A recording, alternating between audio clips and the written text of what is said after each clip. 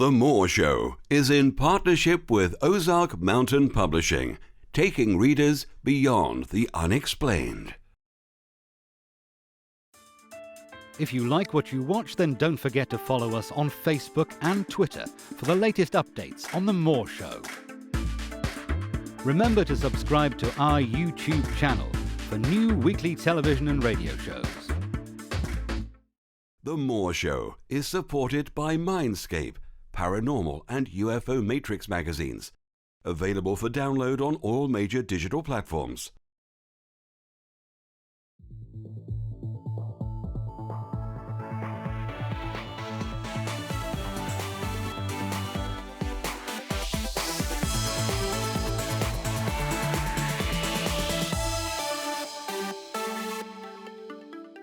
The comments and views expressed on The Moore Show are those of the people that make them and do not necessarily reflect the view of Kevin Moore, The Moore Show, or this radio station and its affiliate or sponsors. This show is for entertainment purposes only. Good morning, good afternoon, good evening, wherever you may be across all the world's time zones. This is The Moore Show, and I'm your host, Kevin Moore. For the next hour, I'll be covering subjects that will open up your mind and provide you with information you may have never heard before. My guest today is Stewart Pearce, who was the Master of Voice at the Shakespeare's Globe for 10 years. Stewart has also coached such household names as Vanessa Redgrave and Diana, Princess of Wales, just to name a few. Stewart currently works in corporate market, teaching presentation skills such as authentic communication through the magnetic voice.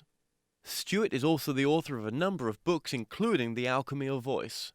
Stewart Pearce, welcome to the show. Well, thank you. It's a real honor to be with you, Kevin, today, and so bless you for inviting me on. No, the pleasure's all mine. Now, just tell the audience to begin with a bit about your background. How did you get into writing the series of books that you have? Well, through a very natural process of evolution. In other words, for many, many years, I've listened to the pulse and the breath of the rhythm of my life.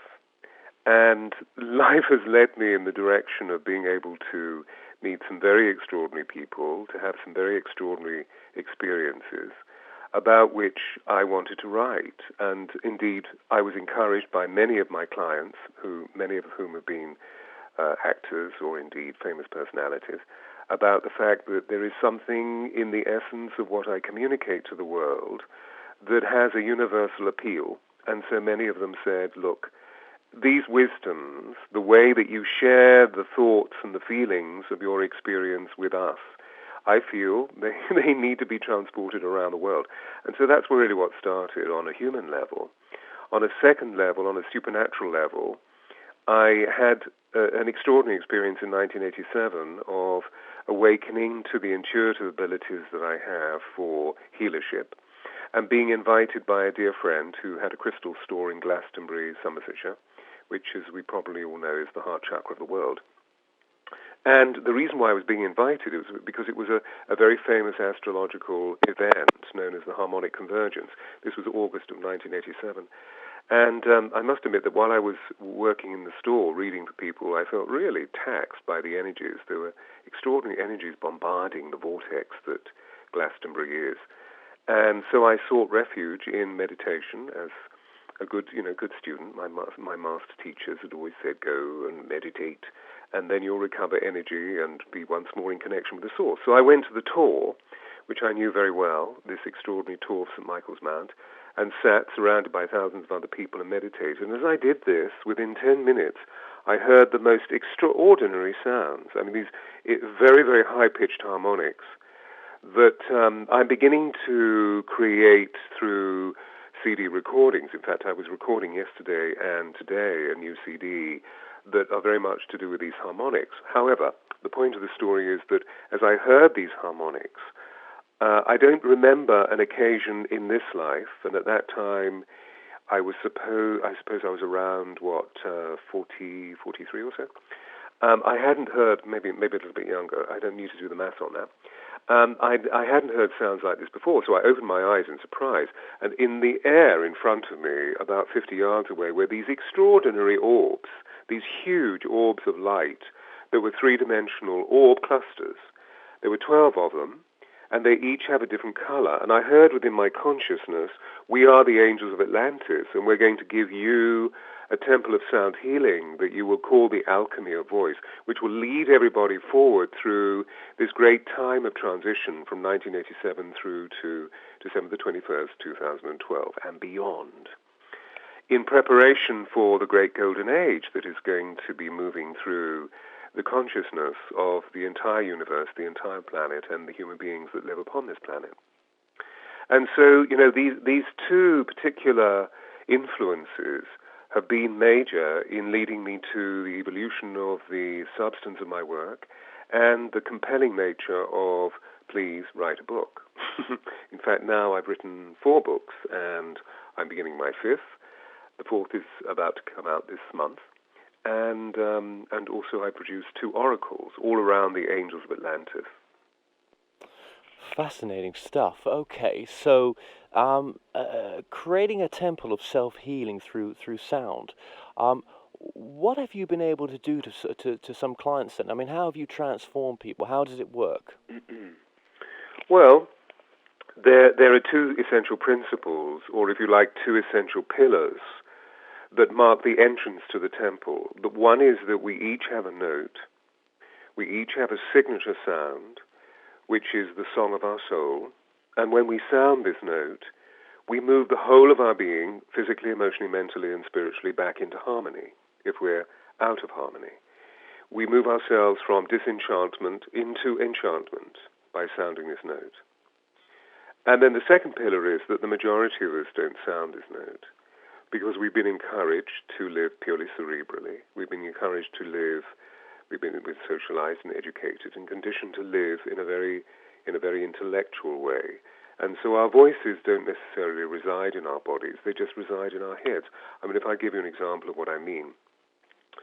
The majority of people who come to me, they sit here in their cerebral dominance, and they normally talk quite fast because, after all, there's a very distinct either conscious or unconscious labor about speaking. Because, after all, I have to get the ideas out.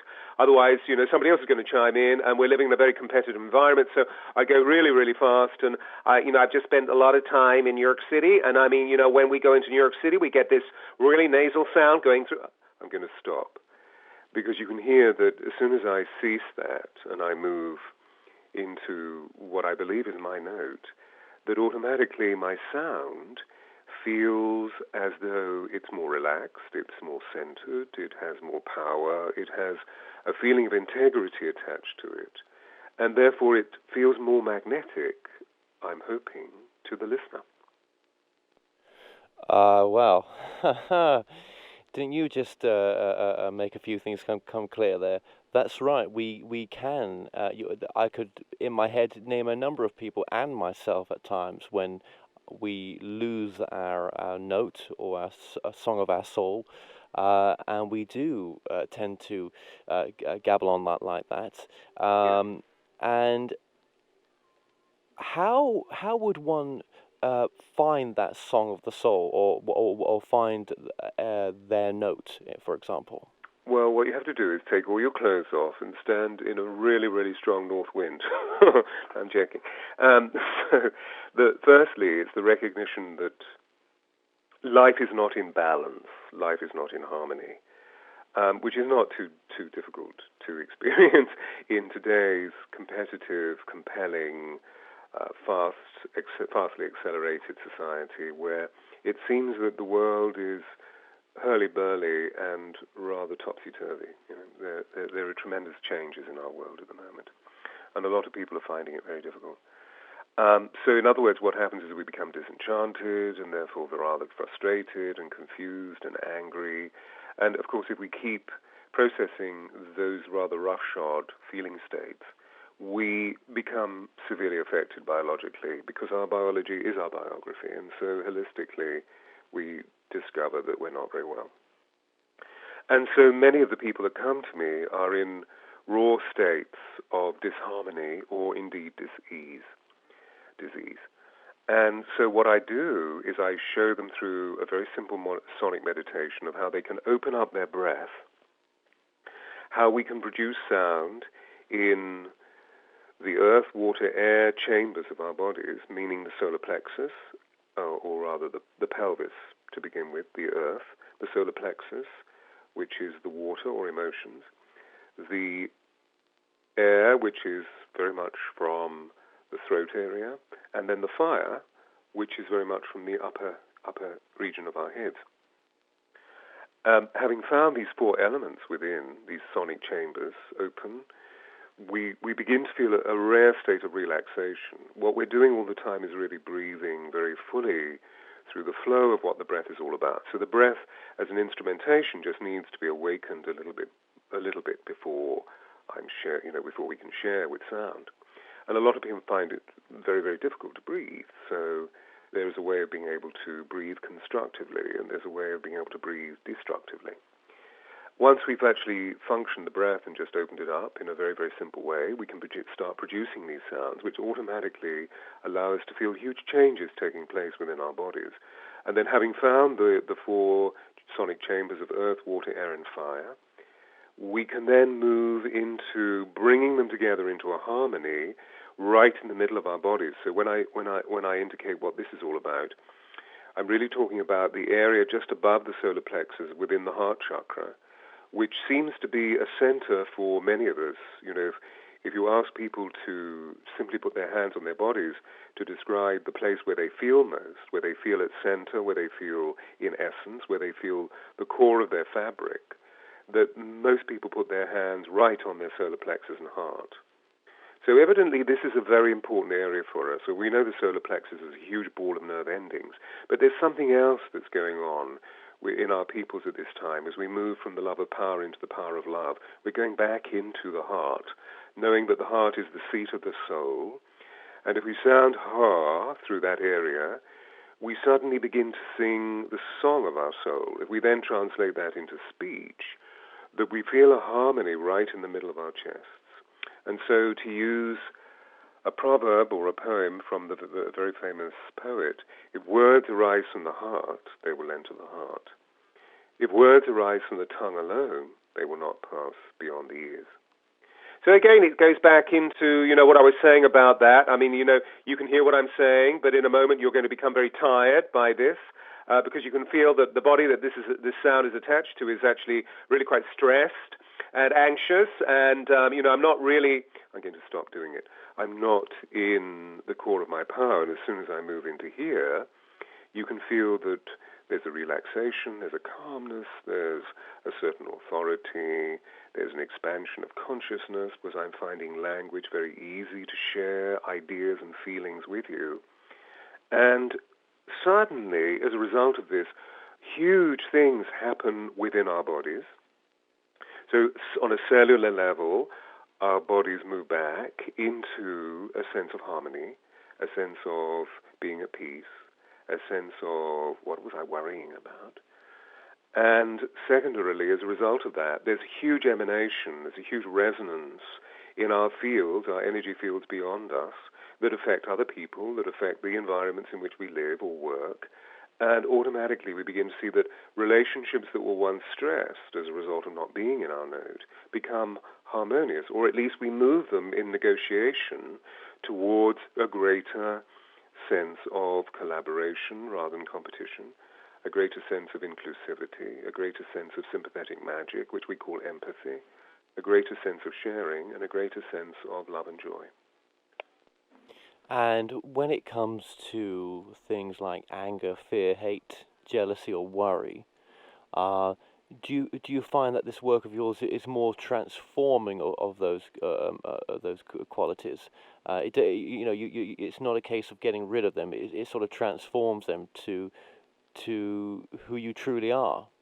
Oh yeah, absolutely. Because obviously the emotions or the feeling states that you've just described are immensely important to us. It's just that we find them difficult to express, and we judge them as a result. And, when we're children, we're told to put our anger away, so we stash it away deep within us, and as a result of that, we become really angry or raging people, which, unfortunately, we then, unintelligently, from an emotional point of view, we project onto other people. So, so right at the very core of my work is the whole substance of emotional intelligence. It's, okay, so what are you feeling? When people get really, really blocked, I say, what are you feeling? And 9 times out of 10, they can't tell me what they're feeling. They can just tell me that they're blocked. And so I pursue the conversation by saying, okay, so what does it feel like to be blocked? Well, it feels heavy. Well, okay, so what does heavy feel like? Well, it's got weight, it's got substance. Okay, so what does the substance of heaviness feel like? Well, it feels really thick. Now, you see, for me, to be honest, we're not really going very far, except I am encouraging that person to dig deep into their beings. But they haven't really told me what they're feeling. They just told me what the quantity of the mass of the experience is about. Do you see? This is how awakened our left brains are and how dead our right brains are, or how sleeping our right brains are, rather. And so what I do is I pursue and say, okay, so tell me what the thickness of the mass feels like. And where do you feel it in your body? And as soon as this happens, the individual drops into their body and they say, I feel frightened. I feel alone. I feel abandoned. I feel really, really sad. Now, for me, this is so genuine. This is the authenticity of what we are all about as human beings. My life then is made easier as a healer, as a therapist, as a coach, as a transforming agent by saying, okay, so what do you want to feel? Do you want to feel these feelings, or do you want to transmute them into the opposite? Do you want to stay with negativity or move into positivity? Because you see, all things are living in a dualistic compound. So where there is love, there is hate. Where there is guilt, there is innocence. Where there is negativity, there is positivity. Where there is fear, there is always freedom. And so it's a question of transmuting the energy into the opposite. His Holiness the Dalai Lama would say happiness is a decision, it's not a condition. So we become consciously intelligent of the way that we feel. We don't stash our feelings away. We become very authentic with them. We dig deep and we feel them, and then we make a choice. What am I going to do? Am I going to continue raging like a mad bull, or am I actually going to change this rage into something which is much less destructive, highly creative, that harmonizes human relationships and allows my energy field to bring in immense amounts of joy and, consequently, abundance? Absolutely, and I suppose no matter what issues you're going through in the moment, let's just go with anger or rage, for example.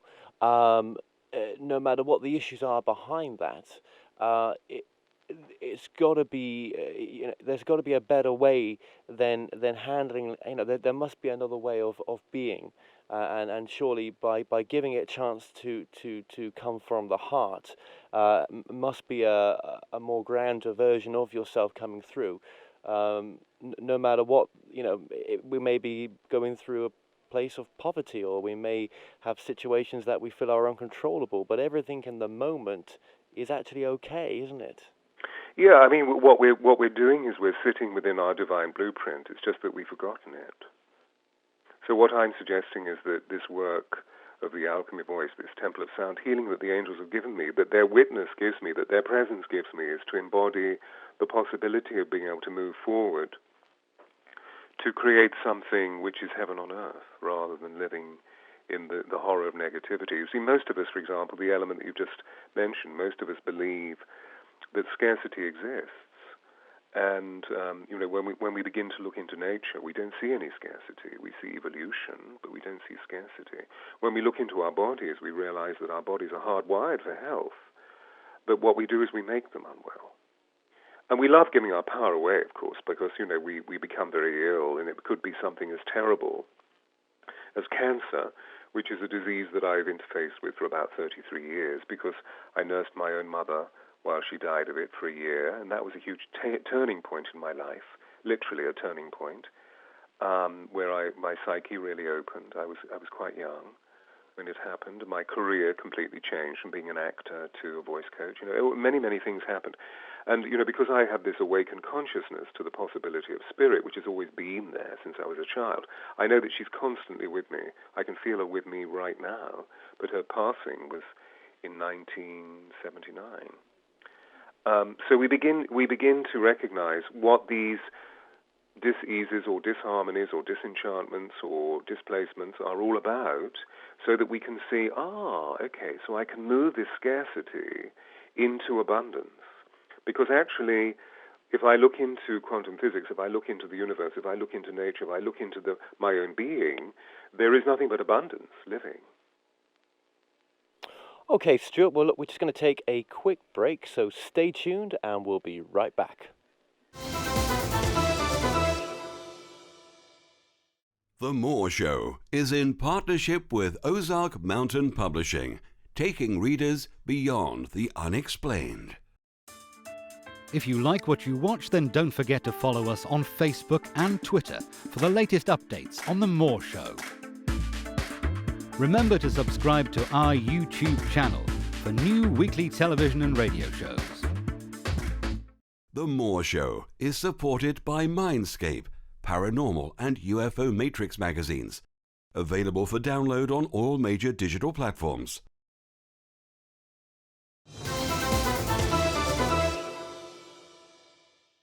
The comments and views expressed on The Moore Show are those of the people that make them and do not necessarily reflect the view of Kevin Moore, The Moore Show, or this radio station and its affiliate or sponsors.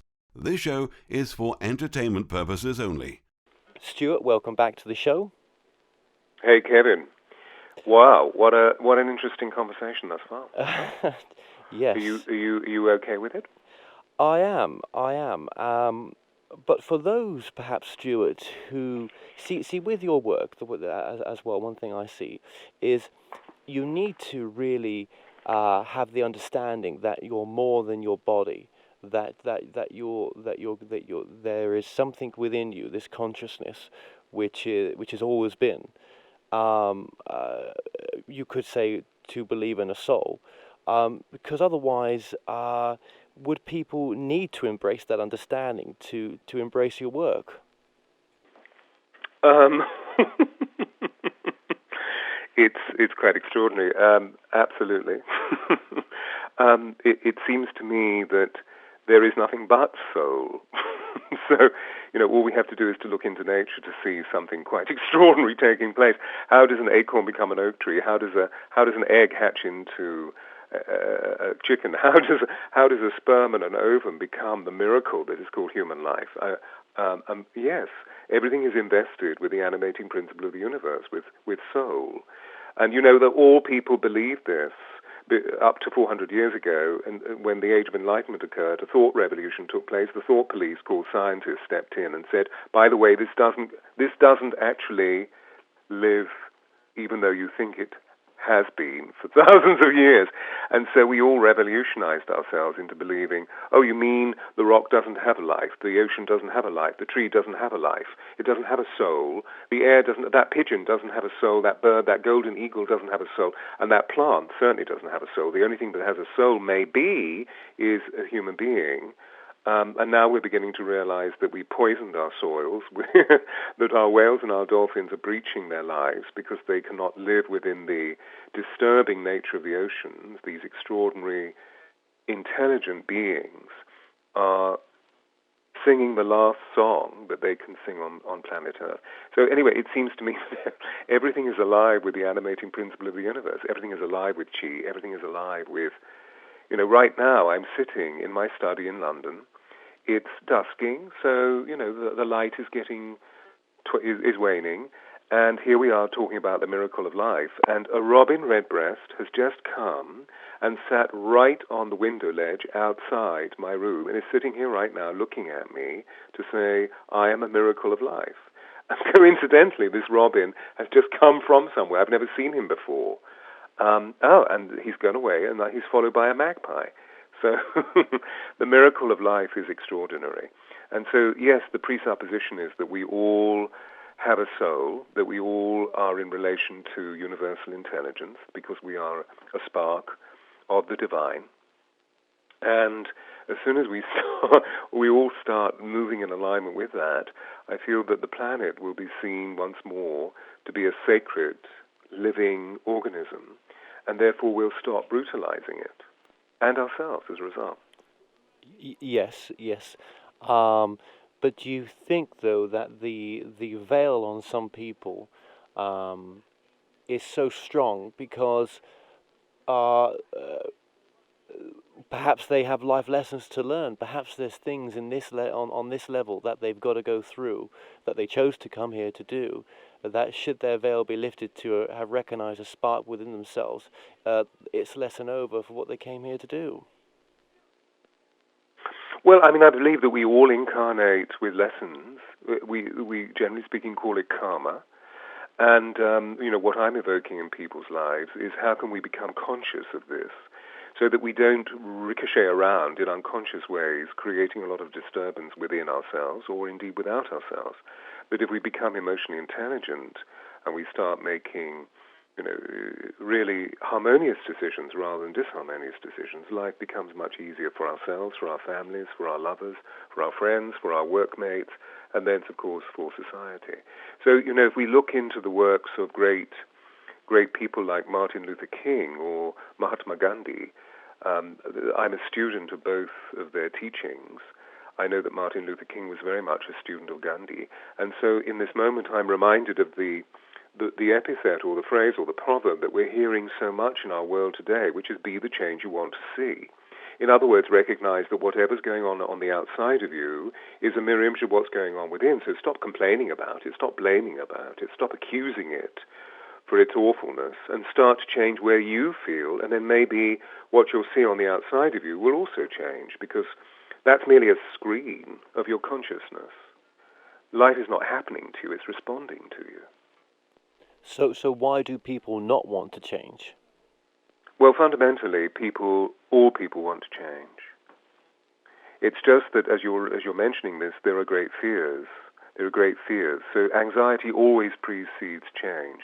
And most people are really frightened about changing. And we've been taught that everything is permanent, that everything is secure. If you do this, if you do this, if you do this. I spent the whole of January in Hong Kong, where I have some very, very dear friends, and worked in a healing center there, and saw hundreds of people who came to seminars, workshops. I saw about 70 people in private one-to-one consultation. And all of them arrived with the same line, which is, can you tell me what my purpose is? Because they came to me as a healer, as a seer, as a psychic. And I pursued the information with them. Well, let's see if we can actually both together reveal what is your purpose. For me, you see, our purpose is that we're here to optimize our creative energy full of love and joy, that we don't need to do something to fulfill that. We need to be that. Now, we may choose to be a teacher, we may choose to be a soldier, we may choose to be a psychic, we may choose to be a hairdresser, we may choose to be an amazing radio show host like yourself, moving into internet communications where you're also hosting TV shows. That may fulfill optimize your creative energy full of love and joy. If it's optimizing on that way, on that level, then let's go for it. But most of us get stuck with, but do I really have the right education? So this is what the formula is like. Do I have the right education that gets me the right job, that gets me the right money, so that I have status, so that I feel secure, so that I feel permanent? And all of these things are based on complete illusion, because there's no such thing as permanency. Everything is moving all the time. If we try and rigidify something into permanency, then we resist it. We resist evolution. We resist growth. And I believe that that's the compound out of which your question paused, you see. That if we look into life, life is constantly moving, constantly evolving, constantly changing. Yeah, and it might be difficult for someone to get their head around. Well, if you're a hairdresser, for example, how is that being spiritual towards yourself? How is that being creative towards yourself? But if you're being true to what you enjoy, then and not judging from that space as well, no matter what you do, it's so important to life, isn't it? Yeah, I mean, hairdressers are really, really important. I've interfaced with the hairdressing industry for many years as a coach, as a presentation consultant. And hairdressers are amazing people who are often extraordinary business people as well, in the sense that they have very, very successful businesses. I mean, we all need hairdressers. At the moment my hair needs cutting, and so, tomorrow morning I'll be calling my hairdresser and saying, please. And I know full well when I go and see my hairdresser, I'm going to walk out feeling much better. The transference of energy that hairdressers can commit themselves to, because they're healers in their own right. Look at what they're doing with your head. And so they transform us. And very rare has my experience been that I've met a hairdresser who hates being a hairdresser. They may feel that they've actually been engaged in the industry for a certain amount of time and that they've learned all that they possibly can. Well, I'll be the first person to step forward as their muse and say, okay, so evidently you fulfilled your creative energy in relation to this particular activity. What else is it you want to do? I started off in life as an actor.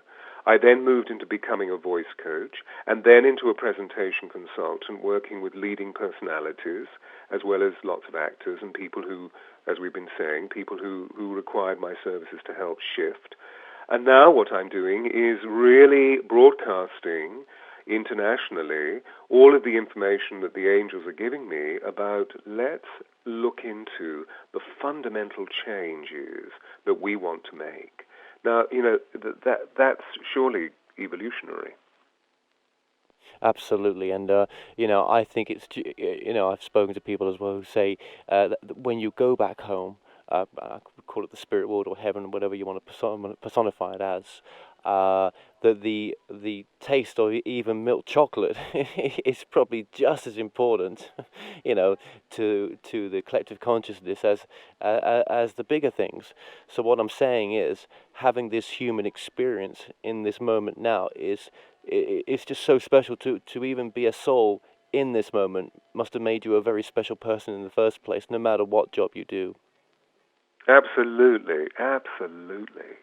And the holy ones, the sacred ones, these angels that I speak of, that we know, some of whom we know very well. We know Michael, we know Raphael, we know Metatron, we know Uriel, we know Gabriel. There are other angels like Uriel or Safkiel or Zadkiel that we don't know so well, Shamael, etc. But these beings, this extraordinary formation of intelligence as messengers of God, they introduce me to extraterrestrial intelligence, to ultra-terrestrial intelligence, these extraordinary light beings who live within the galaxy, within the cosmos. And these beings of light look on us with awe, because they don't have dense bodies. So they wonder how we create. And they prize this planet as being an extraordinary biosphere, a unique form of biology, where human life is existing as a fragment of the divine, as we human beings are made in the image of the divine. Where, if I take us gently back to sound, that wherever you go in the world, we learn that sound is at the very core of creation. So if we go to Genesis, we read, and God said, "Let there be light," and there was light. If we go to the beginning of the fourth gospel, it says, "In the beginning was the Word, and the Word was made flesh and dwelt among us, full of grace and truth." In the beginning was sound. We go to the world of science and we hear about the Big Bang, not the Big Silence, 13.7 billion years ago. If you go into indigenous culture, the Hopi Indians say that when the Spider Woman sang, her singing brought everything into creation. So, I could go on and on and on about that. There are just so many references in our world about the way that the origin of this planet came about through sound, the origin of our species came about through sound, and that indeed, Adam was commanded by the Divine One to walk through the Garden of Eden and to name everything. And in naming everything, it came into existence. So what Adam was doing, I believe, is to find the note, the fundamental resonance frequency of each thing. By naming it, that thing knew of its note and therefore became intelligent. And so on and so on. And now we are evolving.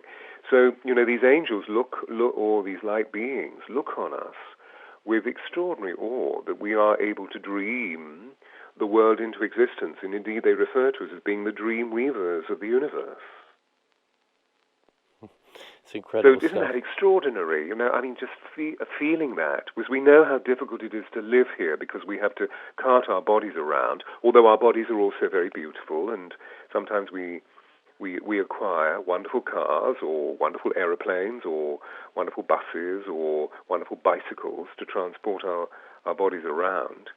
So there is a joy within that, but at the same time, we're here to expand whatever creative desires that we have to reach into a field of reference where we collectivize our creative intention into a point of harmony which is shared by all, even though we recognize that each of us has a diversity within, because you are you and I am I, that we find a way empathetically of being able to move together, which I believe is one of the reasons why you've set up this extraordinary project that you're setting up at this time, Kevin, so that you can bring thousands and thousands of people together who can share, who can contribute, who can communicate with one another, so that some level of harmony is created rather than dispersal and dysfunction and dissonance and all the other disses, so that we end up arguing. I hope so. I hope so. And I've never done anything where I've had so many people that want to join to be part of that voice, and yeah, it's been quite overwhelming, to be honest with you. Yeah. And I mean, if I could give a gift to mankind just in this moment, this would be it. And I agree with everything you've said. I mean, we find our gifts that we've got, and we use them for the greater good of ourselves and others, which is they're both natural side effects of that. And it does seem that we're moving into a different place of being, a different age, which you mentioned as well before. Your angels have spoken to you about this golden age, have they not? Mm-hmm. Mm-hmm. Indeed, yes. So what has happened for me over the last 3 or 4 years is that I've resigned for all my establishment positions so that I can be free. I'd fulfilled the capacity, I'd fulfilled my responsibilities, I'd shared with thousands and thousands and thousands of people what I felt was the beauty of the particular art form that I was communicating through, which is largely classical theatre, because I was part of the Shakespeare's Globe Theatre, where I've been invited to be part of the steering committee that opened the theatre, and that I remained there as Master of Voice for 12 years, bringing some of the great works of Shakespeare alive to teach us about the power of sound. And I committed that, and I fulfilled that. And then it was a question of, okay, resign and be free to move around the world. And it is absolutely extraordinary. By writing a few books of some merit, 1 or 2 are award-winning, that I've been given so many opportunities. It's like what you were just saying, Kevin. So many people have come to you. And so I've honored that pulse, and I breathed into the joy of what that creation is all about. And as a result of that, even more abundance has come, even more opportunity. Obviously, we become very discriminating, so we begin to see in a discerning way, is this appropriate or is this inappropriate? We don't just simply move willy-nilly through everything. We see that there are qualities, and therefore we respond to the qualities, and then there's even more abundance. So you can probably hear from my voice that I'm absolutely thrilled that you're doing what you're doing, because you help me to communicate the ideas and the feelings that I want to communicate about these great mysteries in hopefully a very simple way. So our lives are changed, they're transformed, and thousands of people want to hear what we have to say. Okay, well, stay tuned, and we'll be right back after this.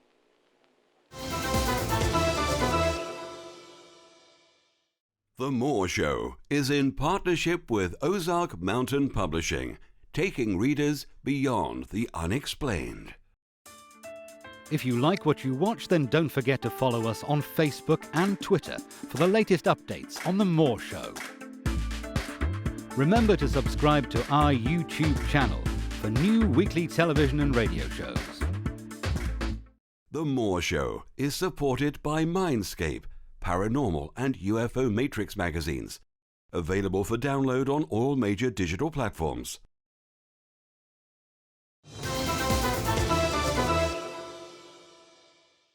The comments and views expressed on The More Show are those of the people that make them and do not necessarily reflect the view of Kevin Moore, The More Show, or this radio station and its affiliate or sponsors. This show is for entertainment purposes only. Well, Stewart, welcome back to the show. Hey, Kevin. I think we're having fun here, aren't we? Well, we are. This is very different to the perceived ideas I had about this interview, because I normally like to, do as much research as possible. But this is fascinating stuff, and I really love the work that you do even more now. And you did mention at the beginning of the conversation as well,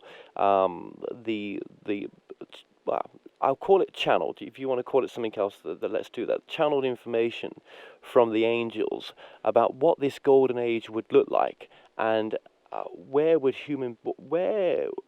there be war? Would there be non-sharing as there is now? Would there be more love in the world in this golden age? What do you perceive it as?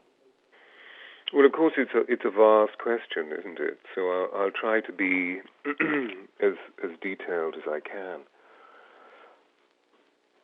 The suggestions that are being made is that as we move forward, as we evolve through this period that you're referring to as the Golden Age, the Age of Aquarius. Excuse me, I've been in a recording studio there using my voice very strongly. That what we're beginning to see is a way forward into the collaborative energies of the human species rather than continuing the roughshod competitions that we've been involved in, which have just simply brought about antipathy and disassociation from the core of society, which leads people into disenchantment. What we're beginning to do is to see that there's something radical that needs to change. There's something radical that is happening in our world, which makes it appear to be reckless and absurd and so forth and so forth. So let me just give a few examples. We saw a few years ago a group of 400 young people on Facebook in a country called Egypt create a state of mind, a collective state of mind that led the country in a very fast, accelerated growth towards a revolution that meant that they could stand forth as free, honest, living, loving people and say that we love our country, we love being Egyptian, and we refuse to buckle under the fascistic control of this particular individual who was the president, Mubarak, and the government that was obviously officiating under him, where so many of their civil liberties and their freedoms and their ability to expand their common purpose in industry and in creative endeavor was being stopped. And they changed this. They're in the process of change. It's taking a little bit of time because it's a developing nation with a very ancient history that is beginning to percolate into the imaginations and the intelligence of these extraordinary people. At the same time, this revolution of consciousness within Egypt awakened people all over the world. And so we had the development of OWS, Occupy Wall Street, not just happening in New York City, but happening all over the world, where people were simply saying, enough is enough. There are so many people in leading positions within the corporate market that are actually earning vast sums of money. And then the disparity with this is the fact that there are so many people who are without work, who are living on $1 a day, and who are suffering as a result. In other words, what we're all doing as sensitive beings, if if we are sensitive beings, is to look into the essential dilemma, the controversy of what this is all about, and realizing that this can no longer continue. We cannot allow the continuation of people's suffering. The statistics are really quite extraordinary as soon as you begin to touch into them, which I will in a moment. So we're leading forward and realizing that what we need to do is to breathe a very different breathe, but in terms of non-violent, peaceful protest. Because if we become violent, all we do is diversify to an extent where somebody argues with us, and if it's an authoritative individual, then we are punished and we're thrown into prison, or we're tortured, or we're whatever. But if we're living through non-violent, peaceful protest, we automatically begin to show an extraordinary emanation of unity, of solidarity, and of parity, where we begin to literally accelerate our growth as human beings that live within, if you like, a democratic state, or at least a state of parity. And then, we saw these groups literally like wildfire, growing all over the world and changing a lot of the infrastructure of major cities throughout the world. This has brought about a huge amount of change, and I believe that this active force of non-violent, peaceful protest is part of the revolution of countenance, the revolution of consciousness that is taking us forward into this golden age, this age that the angels are suggesting where collaboration takes over from competition, where the love of power literally shifts into the power of love. That when we look into the world and we see people suffering, that we recognize our own suffering. That if we recognize our own suffering, we also take responsibility for our own healing, and so therefore whatever we see on the outside of ourselves is also healed. Because whatever we see on the outside is merely a mirror image of what's going on within. As a result of this, we really move into the sacredness of what our lives are all about. We begin to see that they're extraordinary mobile vehicles of spirit made flesh. And so we move into the sanctity and the veneration of what divinity is actually all about. Not in some absurdist way, not in a fundamentalist way, where we feel separatist or divided as peoples. We move together as one, recognizing that if we suffer, the world suffers. We are already seeing far-reaching changes. What's the first one? Well, the first one is that people are really waking up to the physical nature of their beings and recognizing that we need to get healthy. And one of the ways that we get healthy is by finding out what our health regime is. And so look at the way that, for example, the revolution of consciousness has taken place in relation to water, that we're all drinking much, much, much more water than we used to. 10 years ago, statistically, people were actually living on 75% coffee and 5% water. Today, it's now 10% coffee and 75% water. So we're beginning to see that our planet is a water planet, and that if we're actually recognizing that we're 85 to 90% water, that our planet is 70% water, that most of the largest living land mammals are actually eating vegetables rather than devouring meat, and that the largest mammals that live on our planet are actually within Mother Earth's tears, within the oceans. We're beginning to see all sorts of extraordinary things happen. If we tune into the work of Masaru Emoto, we begin to see that thought as a vibrational currency, has a tremendous effect on water. You can see this simply by the photographs that he's taken of frozen water crystals that have had a thought attached to them. The thought could be, I love you, I love you, I love you, I love you, or I hate you, I hate you, I hate you, I hate you. With the water crystals that have been formed under the strictest laboratory conditions, you can see the water crystals that have been formed through I love you, I love you, I love you, have formed themselves into the most miraculously beautiful formations. Whereas those crystals that have been injected with I hate you, I hate you, I hate you, have distorted into a muddle, a chaos of crystalline experience that simply fills one full of horror. Now, if we're actually thinking negative thoughts within our own bodies, we're doing the same thing within the water. If we're made up of 85% water, we're doing the same thing. And so our bodies become crystalline. I mean, I could go on and on and on, Kevin, but Yeah. I think maybe maybe I've answered some of the questions. No, you have. I mean, but yeah, I mean, basically, what you're saying is that we, when we come from that space of not unconditional love, because that's quite a hard one, I think, still to get your head around, but at least a space of realizing that we are all connected, that we are all from the same source. So what you do to another, you do to yourself. So we're all family. So love yourself, love each other, and come from that space of co-creatorship, of aware consciousness, awareness in a sense that we're all here to evolve, and we can help each other. And I really love some of the main points that you made in the statements there as well. But also this does come into your work as well in the Heart's Note in your previous book, where you've only got to listen to your heart, haven't you, in a moment, and it will tell you that true resonance in any situation. Yeah, exactly.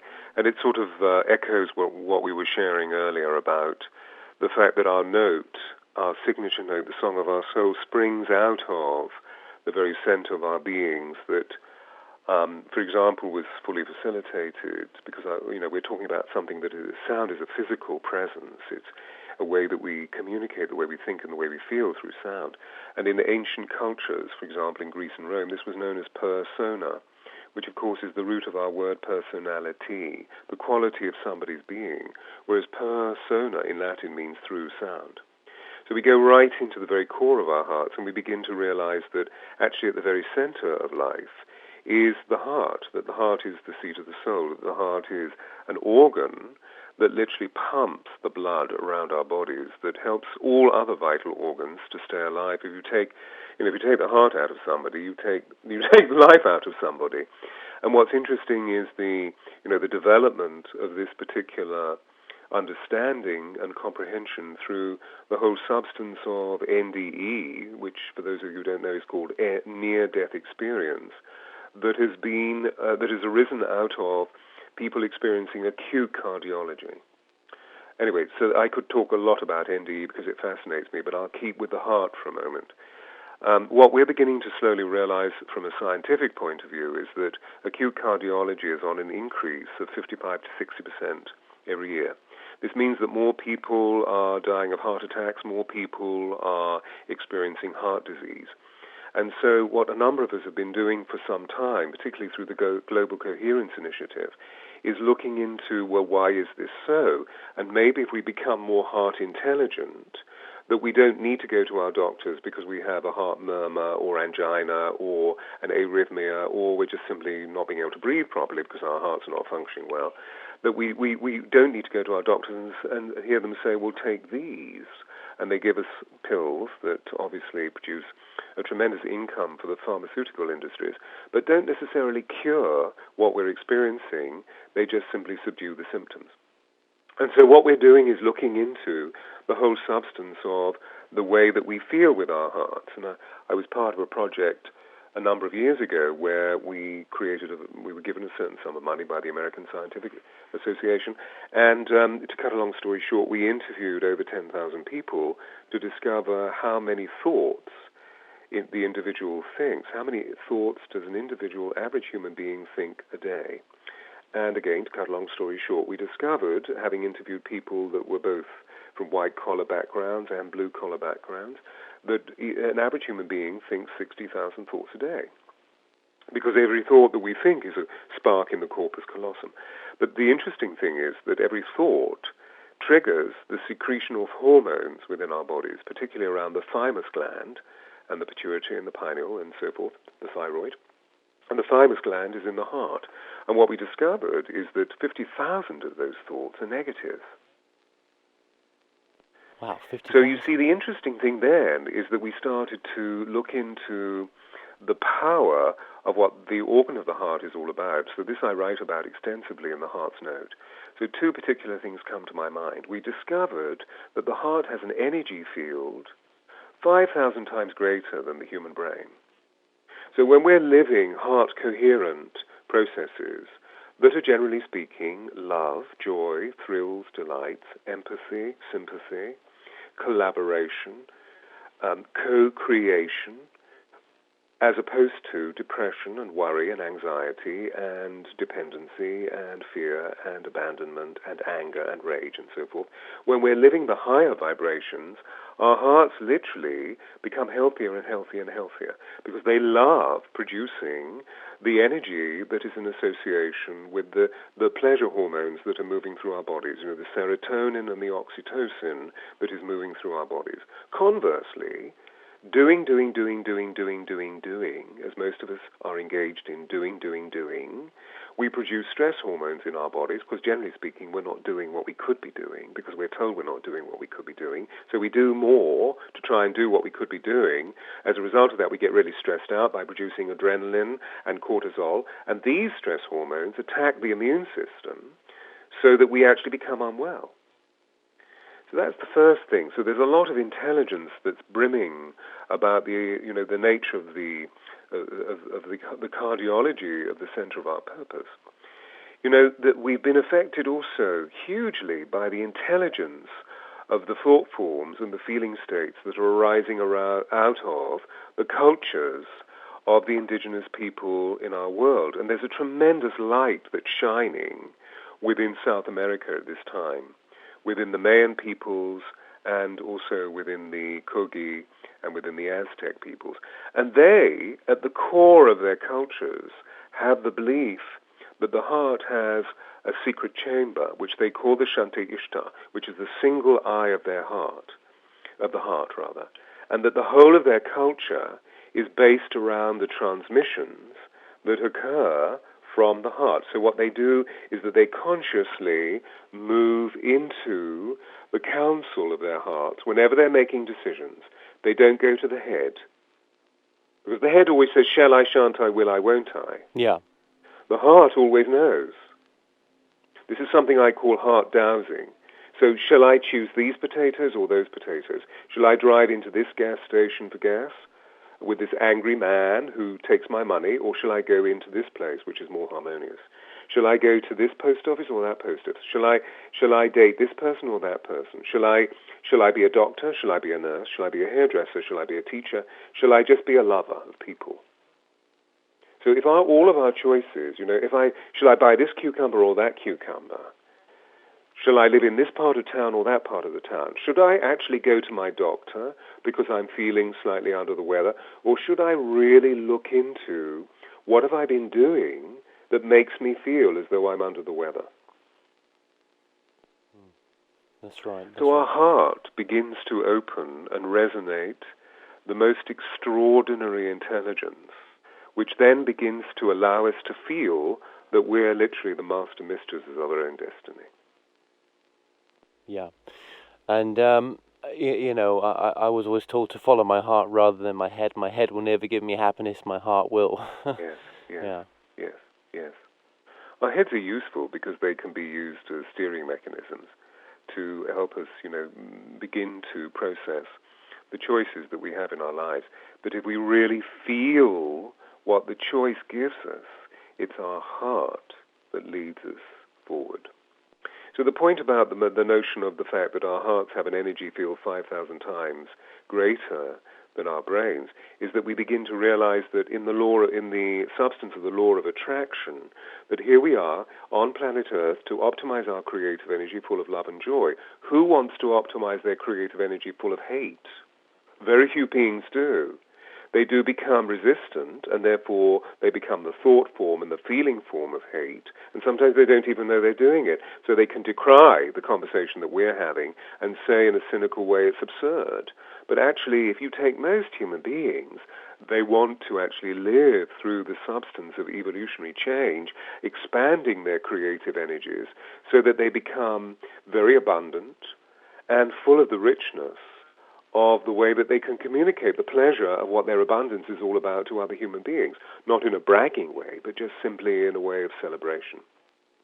Well, how can people get hold of you if they would like to have a course or sort of a one-to-one with you, Stewart?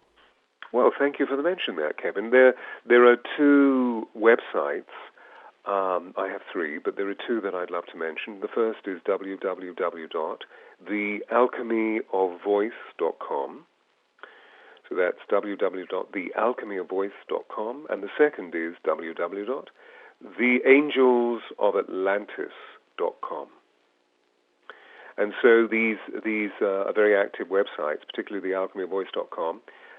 With a lot of information about workshops, about retreats that I run all over the world. In fact, next week I shall be going off with 20 people to Egypt for an amazing 10-day retreat called the Resurrection Retreat, where we literally, as it were, die to our old selves and are reborn to our new selves. I mean, I must say, your work is fascinating. We will link up all your books and websites onto this show as well. And Stewart, I just want to say thank you so much for joining us today. Well, bless you. It's been an absolute joy, really. Thank you so much. I'm very honored that you've invited me on, knowing how busy you've been in setting up the station. So thank you from my heart. Well, thank you very much as well.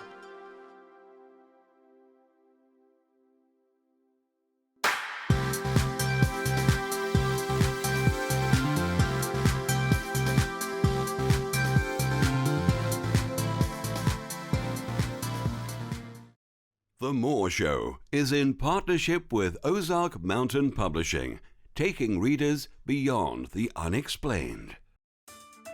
If you like what you watch, then don't forget to follow us on Facebook and Twitter for the latest updates on The Moore Show. Remember to subscribe to our YouTube channel for new weekly television and radio shows. The Moore Show is supported by Mindscape, Paranormal and UFO Matrix magazines, available for download on all major digital platforms.